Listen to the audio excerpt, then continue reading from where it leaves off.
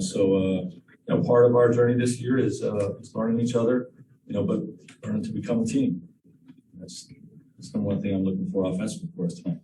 Frank, when you say you have to become a team offensively, you have three of the probably premier offensive players of this decade, three unselfish players.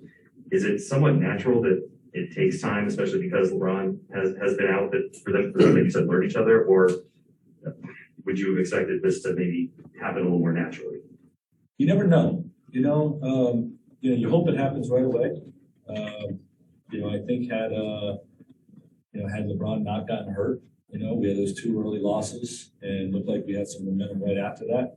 I think we probably gained some traction then right there at that point. And he goes out with Russ and AD alone.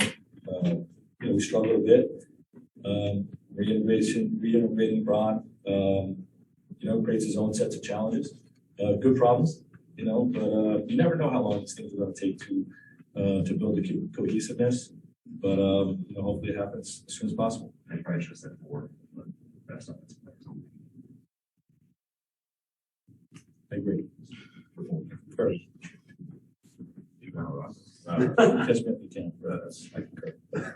Right, what commits you guys as a coaching staff and a front office that Alan Horton-Tucker will be the guy that you are wanting groom to be? I think that's the term you used, to be the guy that's going to guard the opposing team's best perimeter player. And then if there are games like the Boston game where maybe his offense suffers because of his defensive focus, is that something you guys are okay with? We don't think that that's going to be a necessary part of this. He's a two-way player, and just because he delivers guarding on the other end, he's got to bring maximum focus to that assignment and still carry the load for us offensively.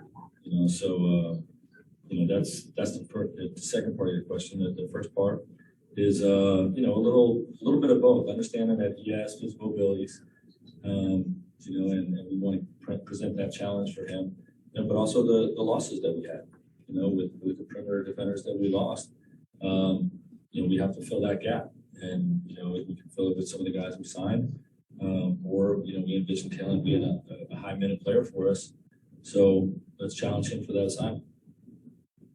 Like, would rebounding become an issue at times for you guys? How much thought do you guys put into having a bigger lineup, or do you decide to stick with what you guys have? We think about it a lot. Talked about it a lot after last game. And, I'm not going to release my lineup right now. I'll do 30 minutes prior, but, we're measuring everything right now. We have not locked into, a set rotation because we haven't played well enough to lock into a set rotation. And, as we try things, we'll learn about our group and what they can and can't do. And, but that's something that we measure for sure. Not just the rebounding, but the defense. Gave 130 points last game. Not happy about that. So we're measuring everything. We saw Austin and Trevor doing some drills before the game the other day. What have you seen from them physically? How far along are they? Do you have any timelines at all? Yeah, Austin feels really good. If it was up to him, he'd be back already. He's following the medical recommendations of how much time to give the hamstring. And Trevor's still a ways away. So Austin's a lot closer.